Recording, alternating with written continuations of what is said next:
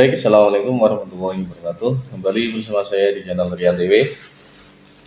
Beberapa hari yang lalu ada berita terkait masalah kekalahan Jokowi di dalam persidangan internasional terkait masalah larangan ekspor nikel yang sekitar tahun 2020 itu digalakkan Jokowi, dan saat itu dari Uni Eropa itu sangat keberatan sekali terkait larangan tersebut karena mereka sudah begitu nyamannya ya selama ini diberikan kemurahan hati oleh orang Indonesia ya, jadi kemurahan hati oleh pemerintah Indonesia dengan mendapatkan harga nikel yang murah, dan tentunya ketika ada pelarangan tersebut mereka akan sangat terganggu karena mereka tidak akan mendapatkan lagi nikel dengan harga yang murah.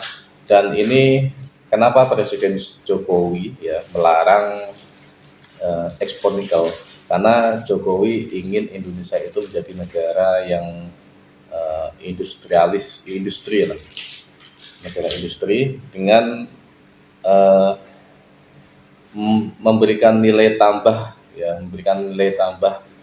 terhadap suatu barang. Jadi nikel itu nanti akan diolah dan akan menjadi bahan setengah jadi, kemudian akan diekspor dalam bentuk tersebut. Jadi ini bukan bahan mentah lagi yang dijual sangat murah sekali, bukan seperti itu. Jadi walaupun ini kalah, tapi sebenarnya kekalahan ini belum begitu final ya. Jadi belum final dan masih bisa digugat lagi atau mengajukan banding lah seperti itu.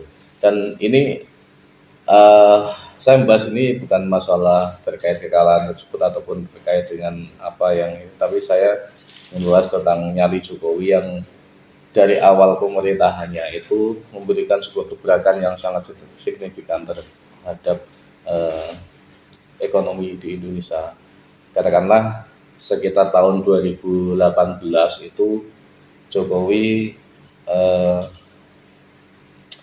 mengambil alih yang namanya PT Freeport yang sudah sekitar 41 tahun ya.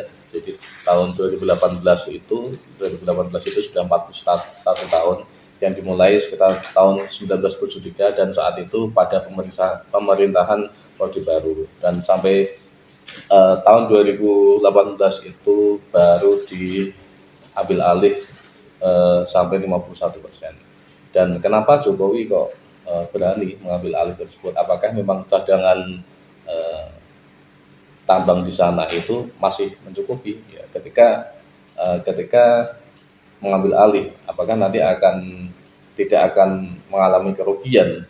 Ya, apakah nanti tidak akan mengalami kerugian? Tentunya kita tidak usah terlalu berpikir yang hal-hal tersebut ya, karena kita sudah kita sudah percaya bahwa yang memegang dan yang menghitung tentang untung ruginya tersebut ini ya sudah ada ahlinya, dan kita yang tidak terlalu paham masalah penghitungan seperti itu, ketika kita terlalu banyak berkomentar dan tidak paham, itu kan malah memalukan sebenarnya. Dan itu saya rasa sudah dihitung dengan matang dan memang benar ya, memang benar. Jadi pengambil alihan saham 51,2% di PT Freeport itu tersebut memang tidak memakai uang APBN ataupun APBD di daerah tersebut. Jadi memang ini uangnya hasil dari pinjaman ya. Dan ini bisa diestimasi bahwa ketika pengambil alihan 51,2% dengan hasil pinjaman tersebut, ya ini spekulasi seorang pengusaha dengan hitungan yang sangat matang, karena presiden yang memerintah kita ini kan basicnya sipil dan dia seorang pengusaha, dan itu mengestimasi bahwa 3 tahun pengambil alihan 51,2% ini dia sudah lunas, jadi utangnya sudah lunas dan tinggal menikmati nikmatinya dengan saham 51,2% ini. Dan ini tidak akan tidak akan berani ketika presidennya bukan seorang dengan basic pengusaha ataupun Ya, kita tidak mengatakan seperti itu ya. Sebelumnya ada Presiden Susilo Bambang Yudhoyono, dan sebelum-sebelumnya juga ada Presiden Gus Dur, Megawati, Habibie, dan sebenarnya yang sebenarnya juga ada Soeharto, dan yang mampu dan berani berspekulasi untuk mengambil alih 51,2% ini ya cuma Jokowi ya, seperti ini dengan backgroundnya yang seorang pengusaha dan sipil. Kita tidak bisa pungkiri bahwa ini ya hitung-hitungan seorang pengusaha, ya hitungan seorang pengusaha, hitung-hitungan seorang pengusaha yang berani berspekulasi untuk ya. Kalau kita tidak berspekulasi seperti itu ya tidak akan ada kemajuan, tidak ada perubahan yang signifikan ya. Catat saja gitu. Kalau dari amannya saja seperti zaman pemerintahan sebelum-sebelumnya yang memang dari segi ekonomi katanya memang stabil, cuman ya dapat kita lihat ya selama pemerintahan 10 tahun itu ya perubahannya tidak terlalu ada, pembangunan juga tidak. Kita bisa membandingkan lah secara nyata ya, kita tidak usah ya kalau membenci ya oke lah silakan membenci, tapi tidak usah terlalu menutupi fakta bahwa memang pembangunan di zamannya Jokowi dengan presiden sebelum-sebelumnya itu kan beda jauh. Yang satunya larinya sudah 350 km per jam, yang sebelum-sebelumnya cuma 20 km per jam, kan sangat jauh sekali ya perbedaannya. Jadi seperti itu. Dan ada lagi yang uh, ketegasan ataupun keberanian seorang Jokowi itu mengambil alih blok Mahakam atau Rokan ya, di situ blok minyak dan gas ya. Dan ini sangat ini uh, apa ya? Ya sesuatu hal yang strategis juga yang harusnya diambil alih ya sebenarnya. Dan cuma Jokowi yang berani, ya. Cuma Jokowi yang berani daripada presiden-presiden sebelumnya. Dan ini sebuah data fakta, dan kita tidak mendiskreditkan presiden-presiden sebelumnya karena memang ini sebuah kenyataan dan seperti itu ya. Dan kita tidak bisa dipungkiri seperti itu.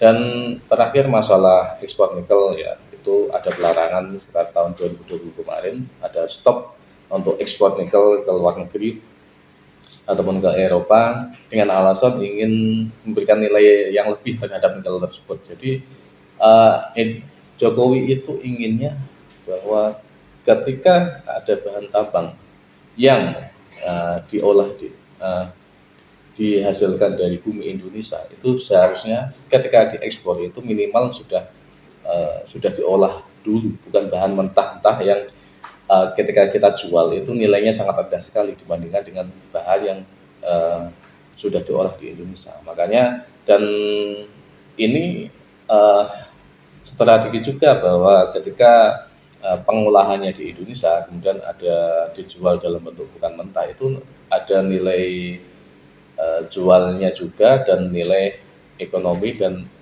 ini termasuk sebagai salah satu trik strategi untuk memakmurkan Indonesia, atau karena dengan adanya pengolahan di Indonesia tentunya akan menyerap tenaga kerja yang lebih, itu kan strategi yang bagus dari situ. Dan ini sekali lagi tidak ada yang berani dari presiden-presiden sebelumnya, dan belum berani, kemungkinan belum berani atau masih terpikirkan atau belum terpikirkan, kita juga tidak tahu. Dan nyatanya yang berani juga Jokowi, walaupun ini kalah, dan tentunya masih bisa dibanding, uh, masih ada banding ya, dan ini belum final seperti itu. Dan semoga ini nanti menang atau tidak menang, yang penting sudah mencoba dan tidak diam saja dan mau ada perubahan lah, intinya seperti itu. Dan apakah nanti ada presiden yang Pak Jokowi nyalinya, kita tidak tahu, tapi ya semoga saja dengan adanya pembangunan yang selama ini sangat masif banget ya, masif banget, mulai dari jalan tol, kemudian bendungan-bendungan, kemudian bandara-bandara, itu banyak sekali dibangun ya di zaman Jokowi. Dan yang terakhir IKN, ketika nanti tidak dilanjutkan, tapi ya saya rasa sangat kemungkinan dilanjutkan karena memang ada undang-undang